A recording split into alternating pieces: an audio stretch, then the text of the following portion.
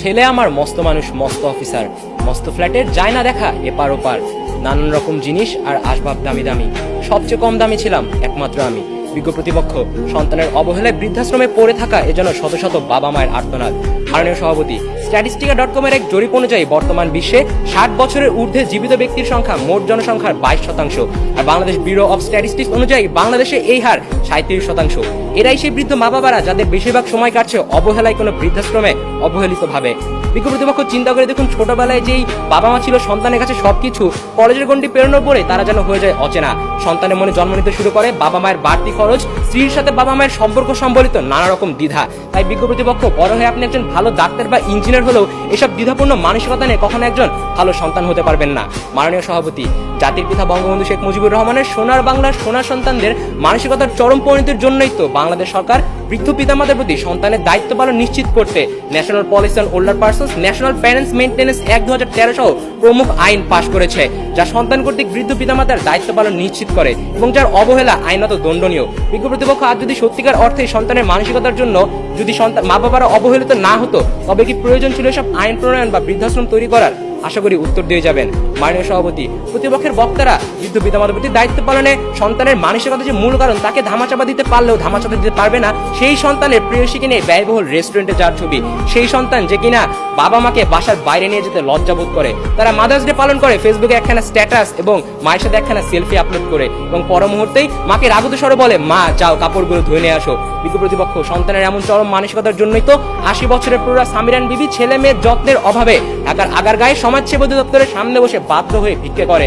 সূত্র the Daily Sun, 10 July 2018। কিন্তু প্রতিপক্ষের বক্তারা যদি মানসিকতার কঠিন বাস্তবতা থেকে মুখ সরিয়ে অন্য সব গৌণ কারণ নিয়ে আসতে চায়, তবে সম্ভবত চোখে পড়বে দারিদ্র, শহরায়ন, একক পরিবারের মতো বিষয়গুলোকে। কিন্তু বিজ্ঞ প্রতিপক্ষ, বৃদ্ধ পিতামাতার প্রতি দায়িত্ব পালনে অবহেলার ক্ষেত্রে এসব কেবল গৌণ কারণ, মূল কারণ কখনোই নয়। কেননা বাংলাদেশের দারিদ্র সীমার নিচে বসবাসকারী 21.8% মানুষ, যাদের কিনা নুন আনতে পান্তাফুরে অবস্থা, তারা তো অবহেলার সংজ্ঞারই বাইরে।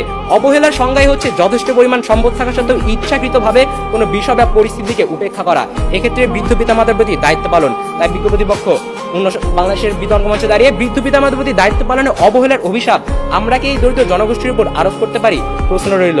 আবার একক পরিবারের খাতিরে কৌশলে নিজের বাবা মাকে দূরে ঠেলে দিলেও আধুনিক সমাজের অত্যাধুনিক আইটি প্রযুক্তি দিয়ে দিনে যদি অন্তত 5 থেকে 10 মিনিটের জন্য সেই বাবা মায়ের খোঁজ নেওয়ার মানসিকতায় আপনার না থাকে, তবে তো আপনি আপনার ভিন্ন মানসিকতার মাঝকে একক পরিবারের শাক দিয়ে ঢাকার বৃথা চেষ্টা করছেন।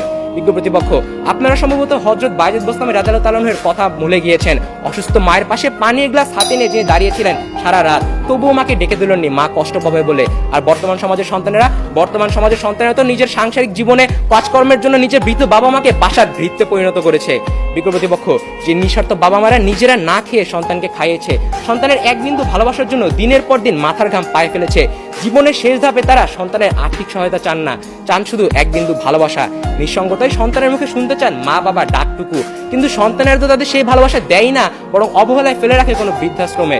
অবহেলার সুরটা অনেকটা এরকমই, কেউ বলে বুড়ো ভাম, কেউ বলে পাজি, কেউ বলে এইবার বেটা মরলেই বাঁচি, ঘরে গুঞ্জন, বরাদ্দ ভ্রুকুঞ্চন, দেখলেই মুছে যায় ছেলের হাসি, অপরাধ একটাই জেনে রেখো সবাই, আমার বয়স হলো 80। বিজ্ঞ প্রতিপক্ষ, আমি আপনি আমরা কেই চিরতরুণ নই, আমাদের সবাইকেই আসিতেই হইবে।